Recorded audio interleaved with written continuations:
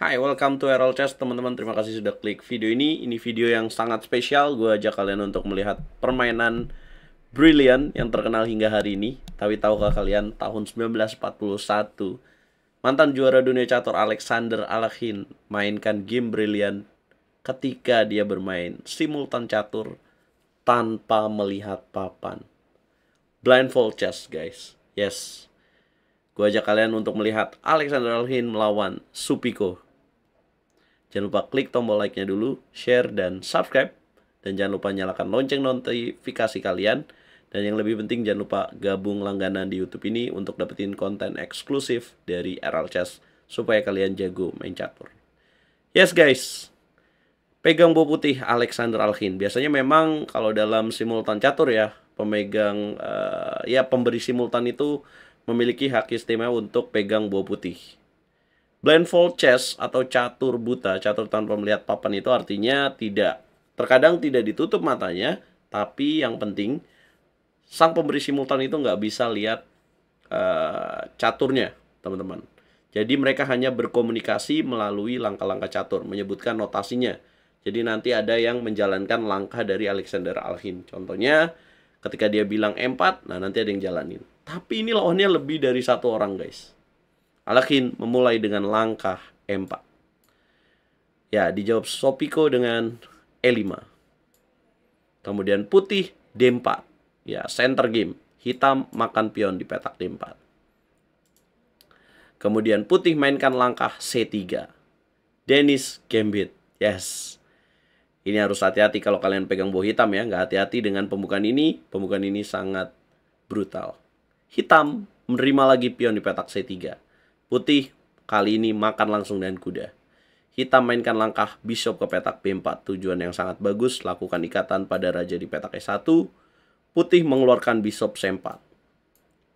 Ngomong-ngomong, apa sih enaknya kalau kita bermain dengan bow putih dengan Danish Gambit gini? Bukannya rugi satu pion? Ya, ini masuk dalam kategori pembukaan Gambit juga, guys. Jadi pengorbanan dilakukan untuk mendapatkan advantage. Which is bukan hanya pion atau perwira aja yang bakal dia dapetin, tapi terkadang advantage atau peluang untuk serangan itu dilakukan oleh seorang pemain catur untuk melakukan gambit ini. Jadi inilah yang dilakukan oleh Alekhine. Kemudian hitam di sini takut langsung, dia keluarkan queen di petak E7. Tujuannya bagus juga, cover pion F7 dan ngancem pion E4. Putih langsung menjawab dengan kuda ke petak E2. Hitam di sini bisa makan queen di petak E4, tapi hitam lebih pilih kuda F6.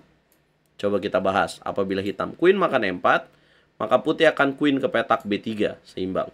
Apabila dimakan, maka dimakan lagi dengan queen. Mungkin di sini hitam takut karena perwiranya belum berkembang semua, guys.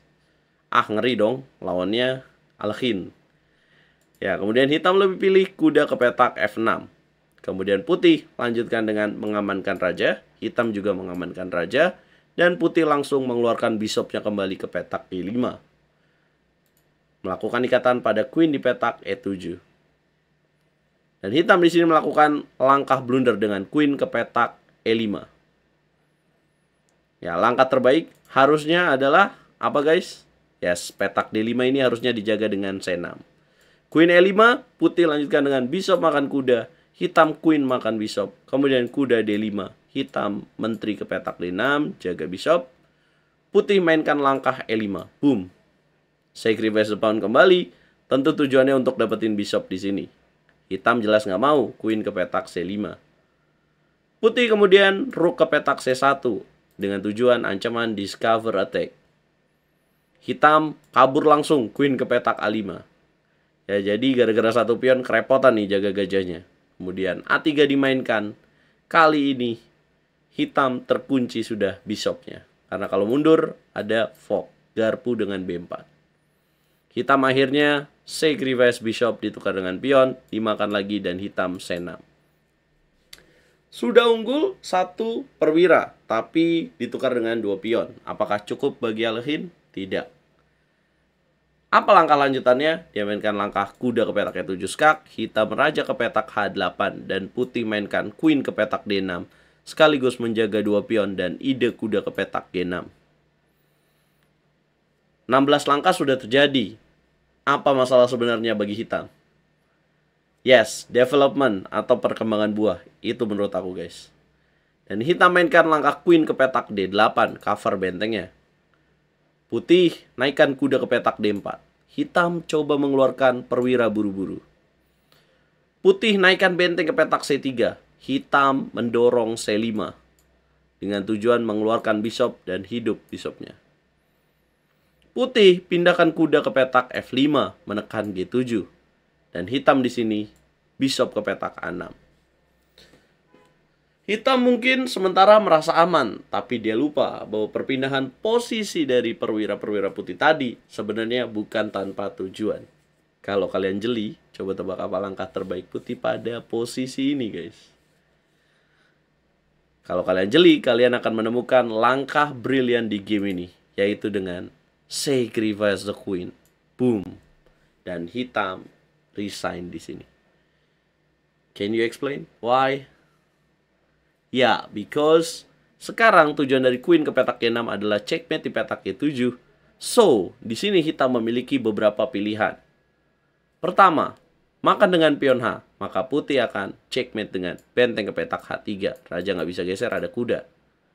Oke, pilihan kedua, makan dengan pion F, maka putih di sini bisa take back pion dengan kuda. Kemudian harus dimakan lagi karena geser ada bishop, dimakan dan boom, checkmate. Oke, masih ada satu pilihan. Pilihan terakhir adalah benteng ke petak G8. Kemana langkah putih berikutnya? Yap, sacrifice the queen, dimakan dan boom, checkmate. Raja ke sini, ada kuda. Lah, kenapa nggak dimakan aja kudanya ya? Ya, dimakan kudanya juga percuma karena queen ke petak G7, checkmate, tidak akan tercegah. Menurut kalian, berapa nilai yang cocok untuk game ini, guys? Dari skala 1 sampai 10. Coba komen, guys. Dan kalau review dari chess.com-nya di sini, game ini memiliki akurasi 83.2% dari putih. Hitamnya 57.1% dari Supiko. Ada satu langkah brilian dan ada 3 langkah grid dari Alexander Alekhine, dan kemudian ada 7 langkah best. Ya, tidak ada mistake dan tidak ada inakurasi. Kalau kita mau bahas pembukaan ini, mungkin kita akan bahas di video berikutnya ya, teman-teman. Tapi ini salah satu rekomendasi saya. Kalau kalian sebagai pemain putih ingin bermain brutal, gunakan center game Denis Gambit. Berikan komentar terbaik kalian. Jangan lupa like, share, komen, dan subscribe. Coba request game mana lagi yang akan kita bahas. Gokil ya game ini. Assalamualaikum warahmatullahi wabarakatuh.